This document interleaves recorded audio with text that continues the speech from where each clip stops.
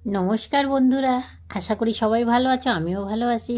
চেনা অচেনা সকল বন্ধুকে সাথে নিয়ে আবার একটা একেবারে নতুন ভিডিও নিয়ে চলে এলাম। দেখো, এই ভিডিওতে আমি কি কি করছি আমার জীবিকার সব তুলে ধরলাম তোমাদের সামনে। তবে প্রথমে শুরু করলাম শীতের সকালের কিছু ছবি দিয়ে। প্রকৃতির ছবিটা দেখো, এই রোদে দারুণ লাগছে। তারপরেই শুরু করছি আমার একটা কাজের দিক, হেনাটা কিভাবে প্রস্তুত করছি। আমি রাতে হেনাটাকে ভিজিয়ে রেখেছিলাম চা পাতার মধ্যে দিয়ে ফুটিয়ে। তার মধ্যে লেবু দিয়ে দিলাম একটা, 2 চামচ টক দই, আর আর যেটা আসল টিপস দিয়ে দিলাম, তোমাদের জানিয়ে দিলাম, যাদের জানা নেই তাদেরকে অবশ্যই বলে দিলাম, নারকেল তেলটা অ্যাড করো, তাহলে চুলটা বেশি সফট হবে, খসখসে হবে না। এবার আমার দিদির মাথায় হেনা মাখিয়ে দেওয়ার পালা। হেনা মাখানোর ভিডিওটা করতে পারিনি বন্ধুরা, এই দেখো দিদি। এইবার চলে এলাম আমার জীবনের বিশাল একটা গুরুত্বপূর্ণ দিক। আজ 25টা বছর ধরে এদের সাথে। দেখো, আমার সব ফুলের মতো মিষ্টি আর প্রজাপতির মতো দুষ্টু মিষ্টি পুচকে পাচকাগুলোকে নিয়ে আমার কিভাবে দিন কেটে যায় দেখো। মন খারাপ থাকলে, ক্লান্ত থাকলে শরীর, এদের সাথে দিন কাটালে, এদের সাথে সময় কাটালে বাস আমি ফ্রি। এইবার চলে এলাম আমার সেমিনারের কিছু ছবি। এটা আমার একটা কাজের জায়গা। দেখো, আমি একটু সেমিনারে গিয়েছিলাম বিশ্ববাংলায়, সেমিনারের কিছু ছবি তোমাদের সামনে তুলে ধরলাম। আর কাদের কাদের সাথে ছবি তুলেছি দেখো, তোমরা দেখো তো এদের সাথে, যাদের সাথে ছবি তুলেছি এদের চিনতে পারো কি না বন্ধুরা। আমার ভিডিওটা অবশ্যই তোমরা দেখো কিন্তু বন্ধুরা, আমার ভিডিওটা আশা করি তোমাদের আনন্দ দেবে। আর তোমরা এই ভিডিওটা দেখে সাবস্ক্রাইব করে দিও প্লিজ বন্ধুরা, পাশে থেকো, একটু এগিয়ে নিয়ে যেও আমাকে, তোমাদের ছাড়া আমি এগিয়ে যেতে পারবো না। আবার চলে এলাম সেমিনারে। দেখো, সেমিনারে কি ভালো ভালো মডেল, কত সুন্দর প্রতিযোগিতা হয়েছিল। দেখো তো চিনতে পারো কি না কার সাথে ছবি দিয়েছি আমি। আরও অনেক সব স্পেশাল স্পেশাল গেস্ট আছে। দিনটা ছিল আমার কাছে খুব আনন্দের, খুব মানে মনে রাখার দিন।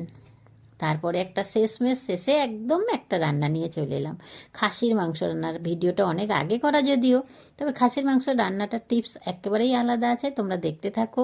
আমি কিন্তু মাংস দই, হলুদ আর লবণ দিয়ে মাখিয়ে নিয়ে আমি কাঁচা মাংস প্রেসারে সিটি দিয়ে নেব। আমি প্রেসারে 3টে সিটি দিয়ে নিয়েছিলাম। প্রেসারের মধ্যে দিয়ে দিয়ে জুসটাকেও দিয়ে দেবো, দিয়ে 3টে সিটি দিয়ে নিয়ে নেব। দেখতে থাকো রান্নাটা, আশা করি একটু কিছু শিখতে পারবে এটার থেকে। সবাই জানি পারো রান্না, তবুও আমার রান্নাটা যদি ভালো লাগে দেখো। এবার কড়াইয়ে সরিষার তেল দিয়ে এর মধ্যে আমি ফোড়নে দিয়েছি তেজপাতা, শুকনো লঙ্কা আর গোটা জিরে। এগুলো ভাজা হয়ে গেলে আমি দিয়ে দেবো পেঁয়াজ। পেঁয়াজগুলো লাল লাল করে ভেজে নেব। তারপরে আমি এর মধ্যে দিয়ে দেবো আমার আগের থেকে বেটে রাখা আদা, রসুন আর শুকনো লঙ্কা দিয়ে এটা মোটামুটি কষে নেব। পুরোপুরি মশলাটা আমি কষবো না, মোটামুটি কষে নেব। নিয়ে তার মধ্যে আমি কাঁচা আলু দিয়ে দেবো। আলু কিন্তু আমি আগের থেকে ভেজে নিইনি। এটাই বন্ধুরা আমার রান্না একটু আলাদা রকম, আমি ভেজে রান্না করি, এই রান্নাটা একটু আলাদাভাবেই করলাম। এরপরে আমি আগের থেকে সেদ্ধ করে রাখা মাংসর মধ্যে দিয়ে দিলাম, দিয়ে ভালোভাবে কষাবো। এইবার হলো মেন কাজ, যেটা হলো মাংসটা কষানো। যত মাংস কষাবে তত খাসির মাংস বলো, মাংস খেতে বেশি টেস্ট হয়।